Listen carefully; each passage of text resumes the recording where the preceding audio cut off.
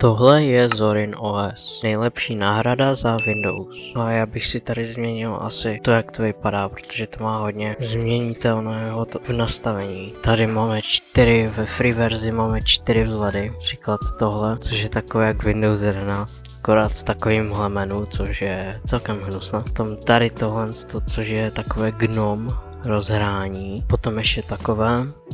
A mně se nejvíce líbí tady tohle. Potom si tady můžeme změnit barvu celého systému a tady si můžeme změnit tapetu toho systému. Příklad tady tohle je hodně pěkná. Tady nahoře je taková zajímavá věc, co vám srovná okna, podle toho jak budete chtít. Například budu chtít, aby to okno bylo zde, tak si ho tady takhle za pomocí toho dám. Tam si tady můžu měnit tmavý a světlý styl. Ten tmavý je hezčí teď. Tady si můžete spojit svůj Google účet a Microsoft účet a tak.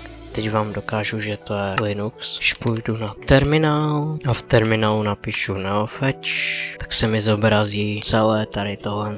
Co to je za operační systém a tak dále. To umí Linux většinou. Potom je tady software, což je něco jako Microsoft Store, kde si tady můžete stávat aplikace, například jdeme tomu Discord, tak ten tady normálně je ke stažení. Potom například Spotify, to je tady taky, potom Steam, ten je tady taky. Je tady toho hodně, akorát tady nefungují všechny hry. Potom je tady předinstalované klasické průzkumník souboru, jako všude. Potom tady je předinstalovaný Brave, jako webový prohlížeč. Tady je kalendář, tady si můžete přepínat mezi pracovníma plochama. Potom když se ten počítač zamkne, tak to vypadá takhle. To je ten režim spánku. Akorát teď nevím, proč tam mám jako jazyk polštinu, ale nevadí. Tady je předinstalované počasí, když to dám například na Prahu. Tak teď vidíme, že v Praze bude sněžit. Potom tady je textový editor, zápisník, kde můžeme cokoliv psát.